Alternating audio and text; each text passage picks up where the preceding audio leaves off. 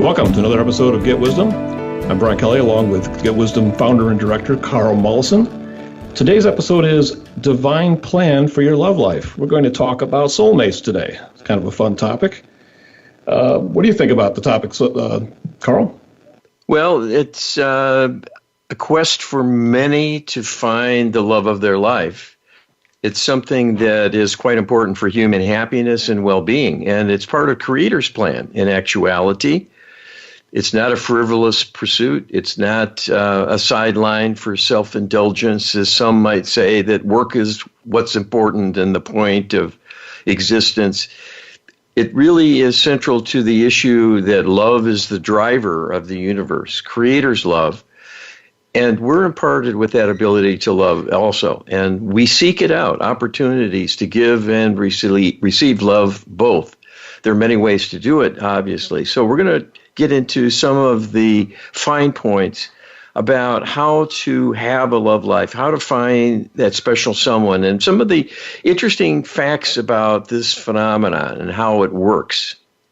Indeed. Should we get right into it? Yes, let's go. Okay. You asked Creator, is there truly such a thing as soulmates, where there is a divine bond between two souls preceding simple karmic entanglements?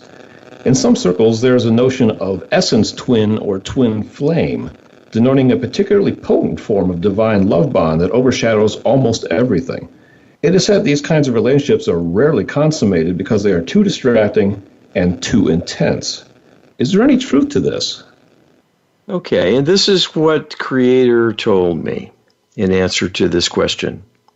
There is some truth to this idea because the nature of love is so very powerful that an especially intense love of the kind this represents will become an overwhelming priority to the exclusion of other opportunities or even obligations at times, as it can begin to cloud judgment. Human life is difficult. The pragmatic needs to make a living and provide for personal safety over the long haul require many hours of prosaic activities, and often drudgery with little reward, and certainly cut off from many pleasures, sources of satisfaction, and time with loved ones. The twin flame passion is so great, it can interfere with people making the necessary sacrifices to balance their lives in a way that allows a successful career while maintaining such a love relationship. In actuality, it is a relative rarity. And this is purposeful because the purpose of life is not to spend it with one's twin flame, but is to experience negativity and learn from it how to heal and overcome obstacles. You are not here to have perfection and a state of bliss. If that happens, it is a testament to human ingenuity to bring it about and to maintain the conditions allowing such a luxury. We would not want to deny anyone such happiness, but it will not be planned in most cases because there are serious projects needing attention and everyone has much work to do as you're coming from behind in so many respects, having been unable to heal your own difficulties for many centuries. And that backlog of unmet karmic healing need has grown quite formidable. There is much catching up needed here. So much concerted time and effort needs to be applied to this task. There is always need to have balance in one's life, free time, relaxation, sources of amusement, and deep pleasure from a love relationship can all be in the mix. And this is ideal for maintaining human well-being, happiness, and health, both physical and emotional. So this is a question of degree, and maintaining balance in a situation where there is potential excess of bliss sounds like a problem everyone should have, but in actuality, it could get in the way. This is not an issue where having a twin flame relationship is somehow to be condemned or is toxic in some way that humans cannot handle. It is only that people are less than perfect, and as in all relationships, when the parties are flawed and have karmic wounding, even a twin flame relationship can have its ups and downs and may not be possible to sustain if people are too wounded and need healing in order to trust others, to give of themselves or overcome resentments gained from past losses and neglect or abandonment. In such cases, the intensity of the feelings will only make a breakup and estrangement all the worse, because the loss will be quite tremendous in terms of what is given up, and that is most unfortunate. So the fault in such situations is not the existence of twin flame passion and energy because of a soul complementarity of that level, of that degree of perfection. It is that when personal foibles and past karmic baggage get in the way, the consequences are greatly exaggerated, and the whole dilemma becomes hugely painful as a consequence of the magnitude of loss it represents. I don't know about you, Carl, but I am not struggling with an excess of bliss. But boy, this was very informative. Well, it's jumping in a little bit without setting too much of a foundation. People may not have heard the term twin flame. It's kind of like your perfect soulmate, someone who is really designed for you, and the ultimate partner in life and in all respects is a love partner, a love object, and associate. And that is a rarity, and we'll talk a little bit more about that. But we can see here that it's in some ways even beside the point in terms of the agenda the Creator has for us in this kind of venture that we're a part of. It's a little sad to think about that, but if there's a greater benefit to be had, there is a point to it. Yes. And we are eternal beings, so I'm sure there's plenty of opportunity to indulge in that at times. But yes, that's not. It's for most people at this point, and especially with the way things are on this planet and with humanity in general, that could be a distraction. I can certainly see that. Let's go on to the next question. You asked Creator, it is said that love is the opposite of hate. So those we intensely hate can someday become those we passionately love.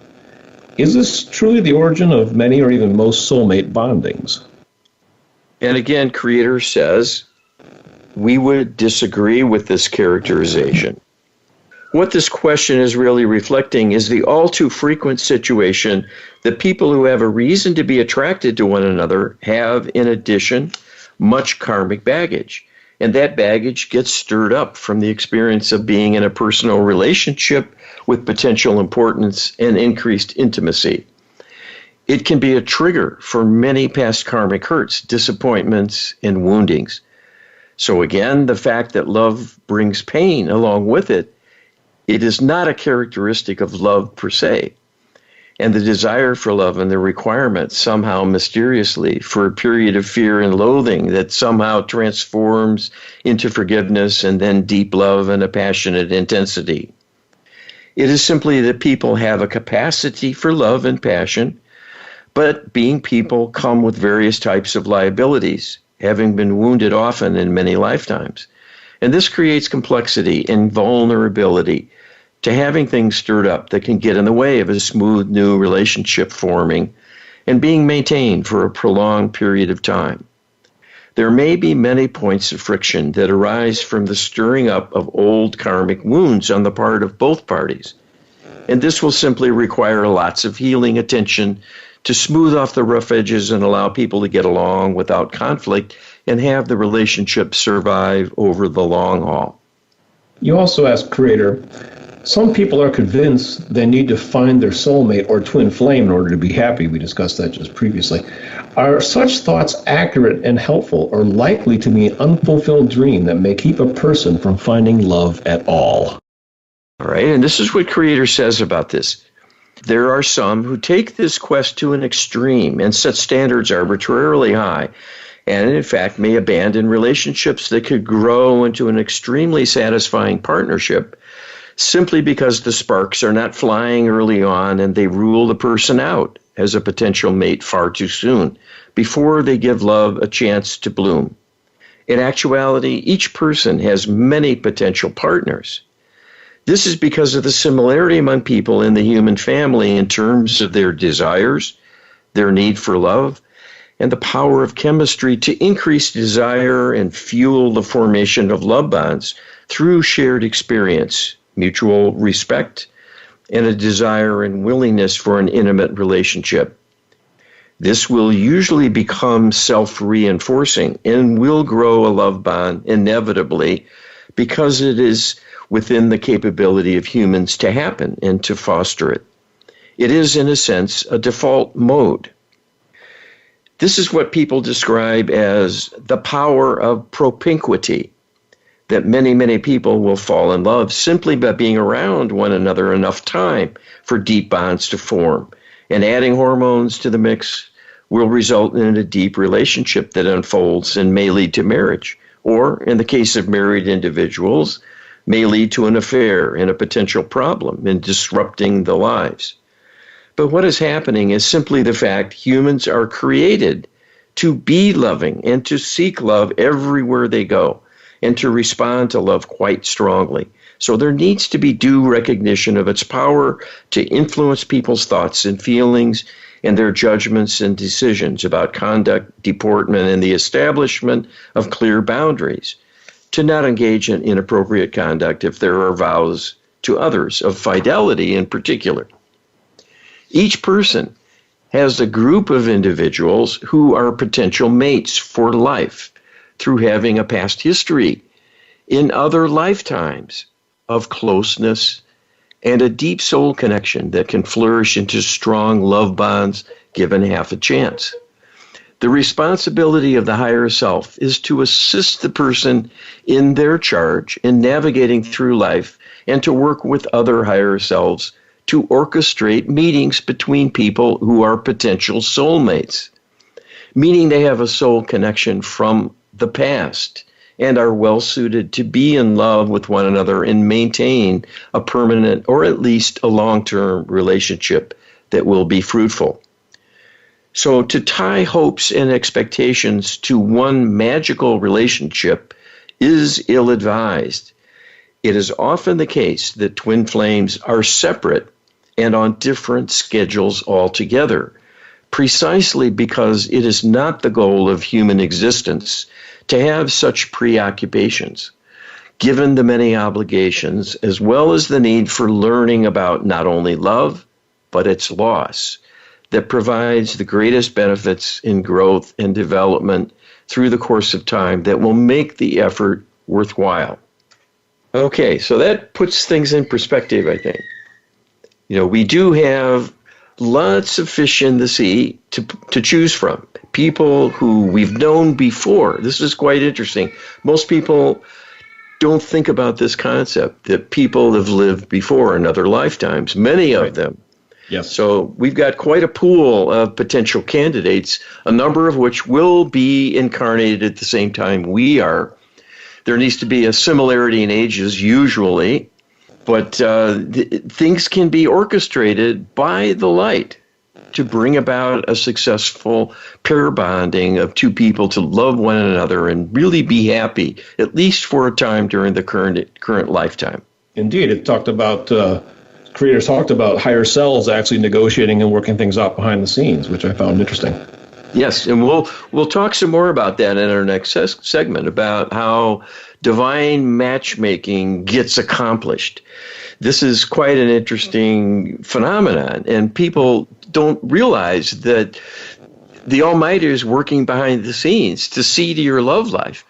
So yeah. This is a divine hint that if you want extra help, if you're not happy, you can do prayer work. Indeed. To get further help and a more focused effort.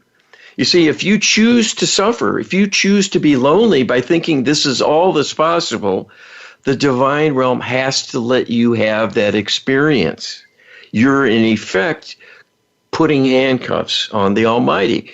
And you have the power to do that because you're in charge of your life here, not the Almighty. So if you think of it the other way, that if you express what you want and ask for divine assistance, that can open up doors. That's the way to go about this. Well, the word you used, or word creator used today, is propinquity, which I think is basically love the one you're with. We'll talk about that a little bit more too.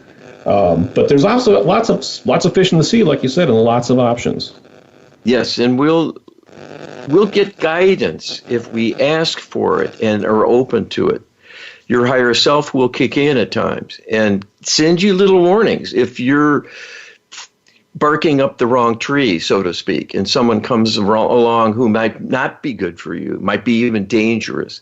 But you need to cultivate that inner guidance and being open and help your intuitive side blossom a little bit, because that's how the messages come in. It's subtle. It's not really overt. And people misunderstand and underestimate the power of the divine to influence things if you're open enough to see the signs. Indeed. Well, we're at the end of our first segment already, Carl. Be sure to check us out at getwisdom.com/prayer to get our ebook on prayer. You can also get the ebook on the Lightworker Healing Protocol for deep healing, and that is getwisdom.com/LHP, and we'll be back after this break. Welcome back to the second segment of Get Wisdom. We are talking about soulmates and divinely orchestrated relationships, love life, etc. Carl, U.S. creator, how successful are most relationship plans made in the light before birth, given all the hazards? Okay, and this is what Creator has to say about the planning we do in the light before coming down in a new incarnation. We would say that on average, at least 75% of planned couplings take place. That is quite a good track record considering the vagaries of human experience and the many, many variables in play influencing a person and their family members. There are usually plans to be in a similar geographic location, although there can be a predetermined arrangement to have a long-distance relationship start as a result of a seeming chance meeting during travel, which is in fact engineered totally to take place. So a relationship and a motivation to maintain it can be established at some point despite a geographic separation. This is no problem for the divine realm to surmount. The key is having the lives enough in synchronization that there is a desire on both ends for a love relationship to take place. The rest can be pretty straightforward. The fact this is not 100% successful does speak to the uncertainties of life that can intrude and the power, again, of propinquity that will get some people committing to a relationship that arises spontaneously because of proximity and enough affinity in the feelings on both sides that things move forward and become more serious and can lead to marriage as well, in which case none of the pre-life planning actually works out. That is not the end of the world because all of life acts as a teacher. So there is nothing lost. There is nothing wasted in anything that might happen that is spontaneous and unplanned. There will be benefits always, and such things are taken in stride and eventually are seen to be a blessing. You know, I think a big message in this is the fact that fate is not absolutely predetermined. I mean, yes, there's planning that takes place, but plans can go awry sometimes, and that's even true of divinely made plans. Yes, absolutely. And this is proof right here. This is orchestrated prior to coming down. It's in agreement with Creator and with the higher self that is monitoring you from the soul level of your being and orchestrating things through others and other higher selves of the players. But despite all of that advantage, you think of the divine as pretty powerful, and it is. But it does defer to us. So you can make a unilateral decision and kind of, in effect, mandate how you want your life to go. And the divine realm will let that stand. Nevertheless, 75%, I'm pretty impressed with that figure. Yeah, it is. It's surprising because we think it's just kismet, just the chance meetings and being in the right place at the right time with readiness and lust in your heart, all those things that kind of help you be in that mode are what does it. And then a spark gets struck, and the rest is history. But there's much more that goes into it. On most occasions, there's a careful orchestration. And that speaks really to the power of the divine on the one hand, and also to the fact that life is purposeful. Mm-hmm. This isn't just randomness. There's a plot. There is a plan underway here. And it's one to seek advancement, learning, and growth. And that's what these relationship matchings and pairings up are designed to do. Exactly. But it's also interesting to note that there's free will involved here. I mean, we can reject the plans we made earlier. We can change them. Yeah, we can. And usually it's not an advantage to do so, however, because we're smarter when we're up in the light. I would agree with that. Carl, you asked Creator, another important type of relationship can be described as task companions, closely bonded souls who incarnate to work on a project or mission or goal of some kind, such as business partners. Can Creator shed light on this arrangement? All right, this is what Creator says about this. People of importance to someone in their lives may well be members of their soul group who have had prior dealings in other lifetimes. This can happen with friends meeting in school during youth, or living in close proximity and encountered on the playground. It applies to people applying for work. It is not at all uncommon to end up working for someone who is a member of their soul group, who they have had lives together in various relationships before, whether as co-workers or the boss of one or the other. Business associates often have prior dealings when going into partnerships, as well as mentors who take an interest, whether it is a particular teacher a student grows close to, or someone they meet and form a friendship with who takes them under their wing and helps to guide them, sometimes on a lifelong basis. All happens because of prior dealings that create deep interconnections karmically. And this is seen as a soul connection on meeting the other party. And this just has a good feel to it and is not perceived consciously for what it truly represents, but ends up being an asset in creating a friendship that is a true resource and a help in many ways during the lifetime. All of this is planned in advance to unfold. It is not 100% successful in every detail, but there are attempts made for members of a soul group to incarnate in a similar time frame, to be in position, some older, some coming in where they can meet up with teachers who would take a special interest in them and cultivate their talents. Bosses who already have accrued serious accomplishments and who are in positions of leadership, but who will hire them because there is chemistry there, and then can mentor them in careers of their own, and so forth. There is much planning in all of what takes place. This is logical and is the ideal. There would be much more of this if people were not so disconnected intuitively from greater awareness of the way this is carried out and the possibilities for people making connections through networking using their intuitive reach. So the message here again is that the intuitive reach is very important, and we haven't compromised, and our intuitive reach is not nearly as powerful as it should be. Yes, yes. And it speaks again to the fact that there is an overarching plan for all of life and for us in particular in our doings. And so if we fall short, it's often because of the inefficiency that's crept in with this corruption.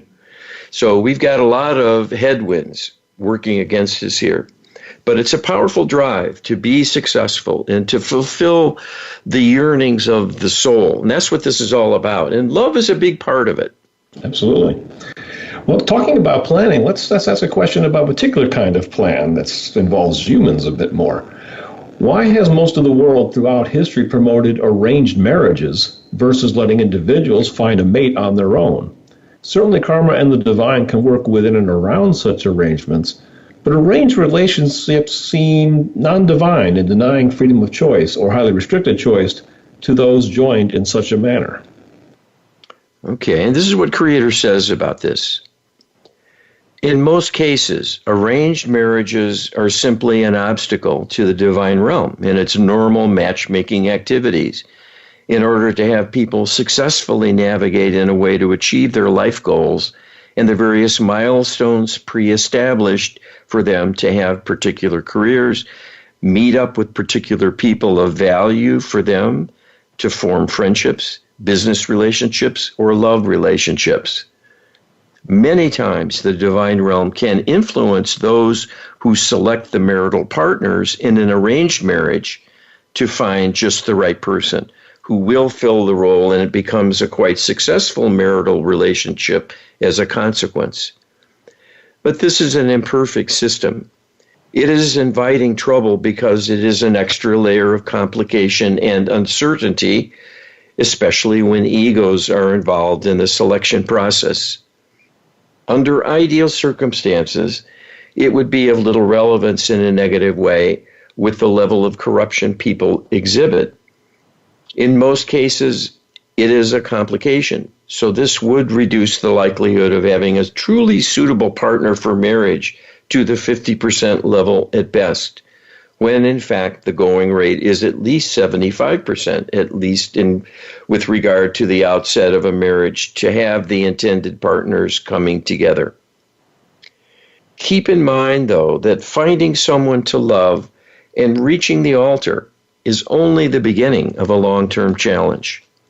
Many times, the karmic baggage will end up disrupting the marriage, and it may end in failure, whether it is an arranged marriage or one freely chosen by the parties involved and seeming to be what they truly want, and may well be true soulmates. They may simply be coming back together through the destiny pre-planned and orchestrated by the divine realm, which, in a sense, is an arranged marriage of a different sort. But this simply can't be maintained because of the problems of the past, making people ill-equipped to sustain a successful marital relationship because there are too many things needing healing that get in the way. So most relationships are arranged marriages. It is a question of who is doing the arranging, and the success will likely depend on what each party brings to the marriage in the way of personal vulnerabilities and a potential liability to their partner. Well, I'm married, and I've always felt that my own particular marriage was arranged, even though technically it wasn't. Had a very aggressive matchmaker that brought us together. And we were long distance, too. I mean, my wife is from the Ukraine and actually didn't even speak English when I first met her, which is really very, very interesting. Yeah, and one would think that would be too high a hurdle to overcome. I would have been one to think that myself, actually. Yeah. But so this has all the earmarks of a divine orchestration. Despite the odds, despite some dissimilarities, it nonetheless came about. So this is what we're talking about. That the divine works its magic, or attempts to, if we give it half a chance. And the idea, though, of things being imperfect within us is quite important. We're really still in this segment and in this show today dealing with kind of getting to first base, getting a relationship going, and not what it takes to keep it going and deal with the ups and downs of life. And I can tell you, in working with people as a healer, many times people have serious karmic baggage with their spouse. And that doesn't mean you won't plan to be with that person. Many times it's done deliberately to give an opportunity to keep working on past failures. So this is a prescription to have, quite a time. Yeah.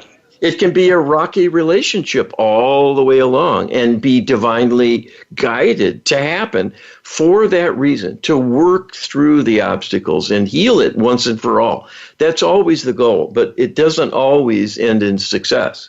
People can flame out and get divorced along the way, or live miserably because they haven't learned how to heal it yet. Yes. But may come back again a third or fourth time to work on it some more. This is how we get better at being who we are in the physical realm. And it is a tremendous training ground and proving ground for us. Right. But there is positive karma, too, that can be earned. And we can basically set the stage for an even better relationship in the future. Yes, absolutely. And, we tend to talk about negative things because we concentrate and focus on healing work. The positive, happy things take care of themselves. We're not really needed to weigh in much about that. But, and I sometimes need a reminder, that there is a positive side that is also ongoing. There's good karma that can be the saving grace and help us find that narrow middle ground we need to do that balancing act, and that keeps us in the game. Well, I know from my personal experience, especially with my wife, that the relationship seemed like it was actually harder to get out of than to get into. In other words, things were rutted in such a way that it was pretty obvious to me that this was the one for me. And I think a lot of people that end up in these relationships, if they have any sort of awareness or intuitive reach, kind of feel that same way, that this is the one for me. Mm-hmm. Mm-hmm. Well, that's a blessing when it happens. But, as creators pointed out, many, many, many people can find love. Yes. By giving it a chance and having enough time together and taking on life as a team. That can build bridges and create an alliance that is every bit as strong as a prearranged marriage through the divine or someone who just has a really good, deep knowing about you and your likes and dislikes. So there's many different routes to happiness and a successful love life. Some things are easier than others, but often we have this baggage along the way, and that's what creates the ups and downs. Well, the hallmark of being human is our capacity and desire to love, which is something that is actually quite special and not necessarily common throughout the universe. Right. The interesting thing we'll get into in our next segment coming up is that children are prearranged and chosen and make choices to be with us. And this is another surprise for most people. And we're going to get into that right after this. Welcome back to the last segment of Get Wisdom. I'm Brian Kelly along with Carl Mollison. We are talking about soulmates, divinely orchestrated love relationships, and in this segment we're going to talk about children. So, Carl, you asked Creator, although there can be disastrous relationships between biologically related parents and children, and wonderful ones with adopted children overall, are there energetic compatibility issues with adopted versus birth-related children? How important and compelling is the special bond with a biological parent? All right, and this is what Creator said through me as a channeler in answer to this question. Typically, birth parents have a prior connection with the soul, and that is the reason that soul has come down to be in that family unit. It is always agreed to on all levels by the incoming soul and the parents involved in creating that life within the womb. When this does not work out and the baby is given up for adoption, it is because of the complications of karma and may well be part of a plan, in fact, to rear an infant but surrender it quickly as a karmic loss, for example, to learn a lesson, but then entrust the infant to someone else for safekeeping and to be raised successfully in another environment so there is not a great harm done. So there are many possible scenarios here that result in disruption of family relationships to create adoption situations. It is often the case that people come back to be together as parent and child to work on deep karmic difficulties. And this is the reason for so many challenges for people to get along within a family.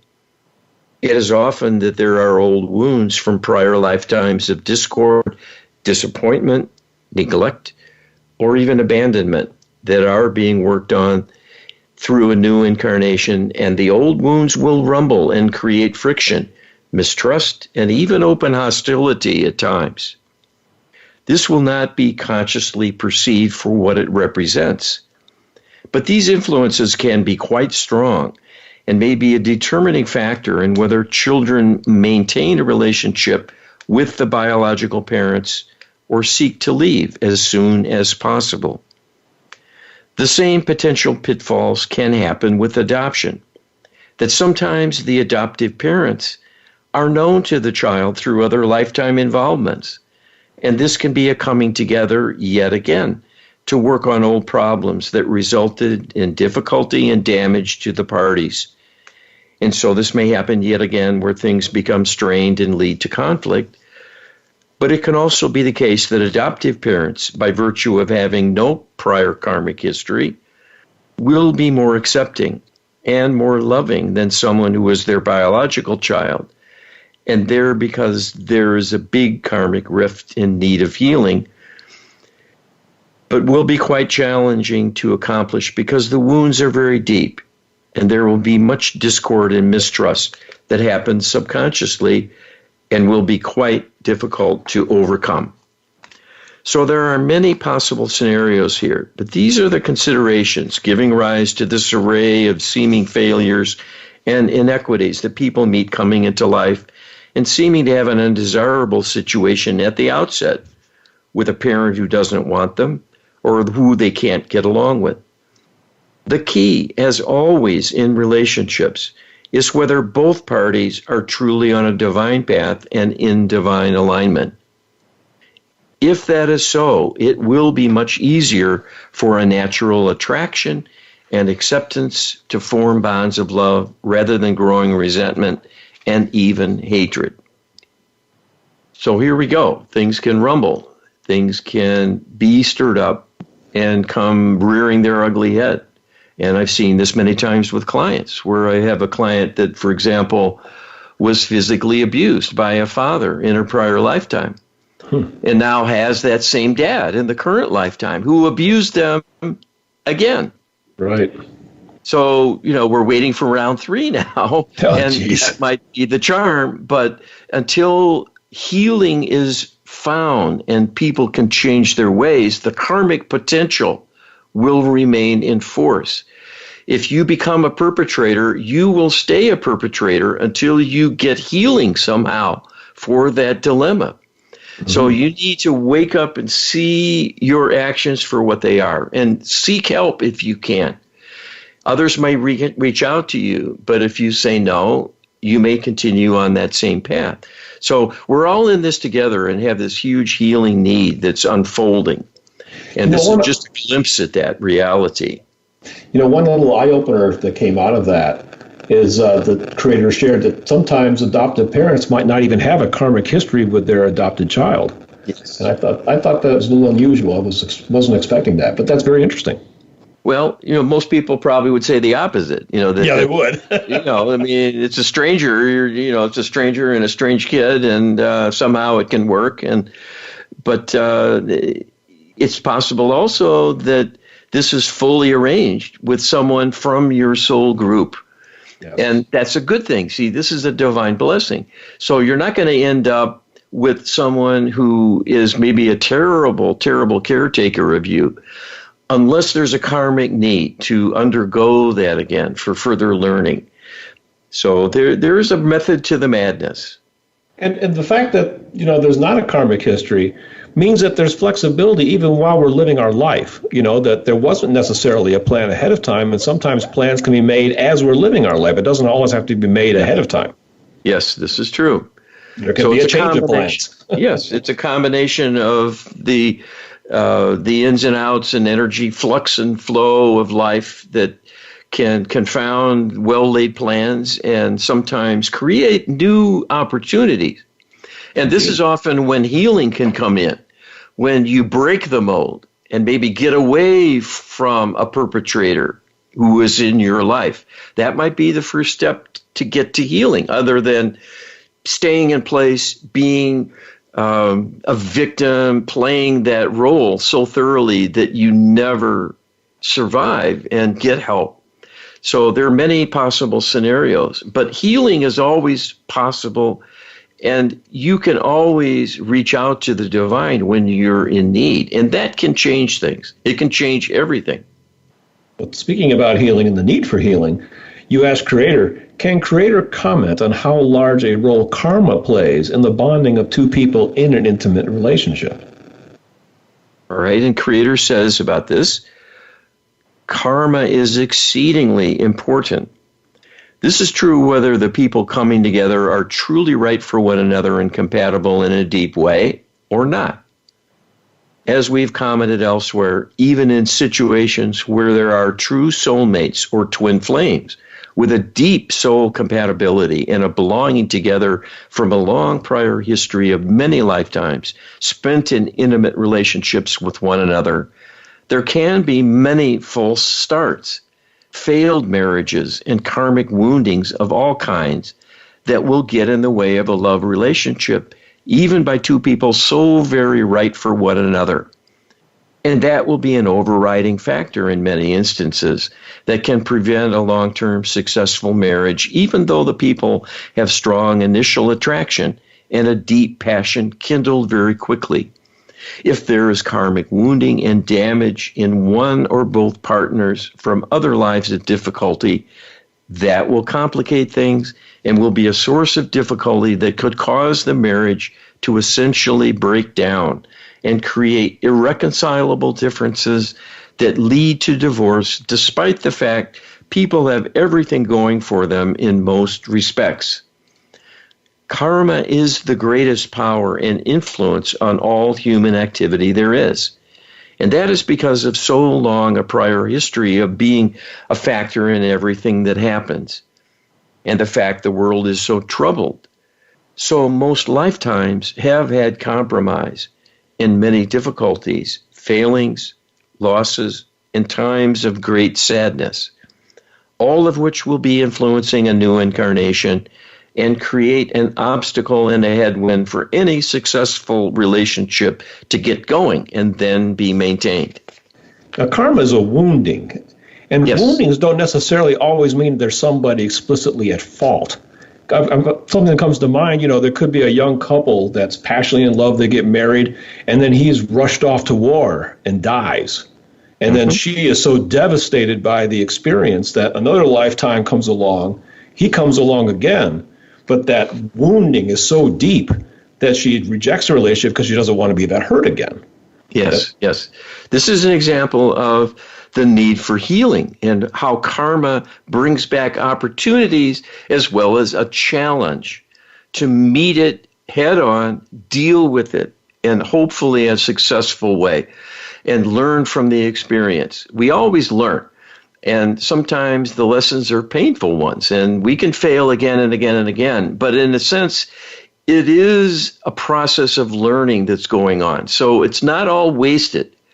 It's just we learn a long, painful lesson. And sometimes those end up being the most valuable because we take them seriously. We take things to heart, and we see it coming a mile away then. And we can head it off, and we know how to deal with it because we did it the hard way, and we prevailed. So it's called wisdom hard won. Yes. Part of the reason we call this the Get Wisdom Project. So yes, absolutely. You asked Creator, can one who is stuck in a karmic relationship use healing to not only help resolve and improve the current relationship, but create better future conditions for romantic fulfillment in future lifetimes as a kind of gift to their future selves? All right, and Creator answers, this is very much the case. Anything that people do to heal old wounds pays many, many dividends, and repairing of their ability to have love relationships is one of the most critical life skills and life-enhancing capabilities one possesses. Anything that gets in the way of forming a love relationship will be a huge liability and will hold a person down and hold them back over and over again until they find ways to help themselves grow strong enough to have a successful love relationship, to be a giver as well as receiver of love. This requires inner strength, inner self-acceptance, as well as a reasonable degree of calm and inner peace. After all, it is the flow of love into the person that gives them the raw ingredients to bestow love to others. If there is no ability to love the self, love will be refused. Loving feelings will be shunned, and the person will become depleted and will have little to offer others. So love begins at home with self-acceptance, self-appreciation, and self-love in a healthy sense of feeling comfortable in one's own skin and taking pride in accomplishments and having an overall sense of confidence. This is what people look for in a life partner. They want someone who can hold their own, take care of themselves largely, and who have something to offer them, because everyone wants additional love and seeks this from the people around them. Someone who can give and accept love freely is a highly desirable friend and companion and will be the most highly desired and successful in forming long-term love relationships. When you heal your future. So all the gains in becoming open, trusting, and a giver of love will pay many dividends in the long future that lies ahead, with opportunities again and again to share and experience the joys of love in many forms through many happy times. There's a lot of advice there. And it's all geared towards the self. I mean, we have to grow and mature to be the person that others would want to be a partner with. Bingo. And this is an important take-home, that if you want to find love in your life, someone to love you, a love partner, you may need to work on yourself. You may need to get some healing, self-healing for your hurts, your wounds that can limit you and limit how you can be around another and how useful and helpful and loving you're capable of being. Many people get so beaten down by life, they're depleted, and it shows. They're no fun to be around, and people get turned off. They'll avoid such an individual if they can, and if they start a relationship going, may end it quickly because it may be a burden more than a benefit. So there's a lot of introspection called for here also. But you can never go wrong reaching out and getting help with healing, because that can change everything. It's not really feasible to do it all oneself. We're too close to the problem. And much of it is hidden from us. It's kind of down deep in the warp and woof. That's why you need divine level healing intervention. So we do this with our Lightworker Healing Protocol. And we're going to be talking in our next show that about a healing and about how this protocol can really help with serious healing needs and what happens in relationships when things start to get out of balance, what the signs are and what the solutions are. Well, check out getwisdom.com. On our main menu, we have a healing item. You can click on that. You can explore the options we have for engaging healing services to get help with a lot of the issues that Carl's describing here.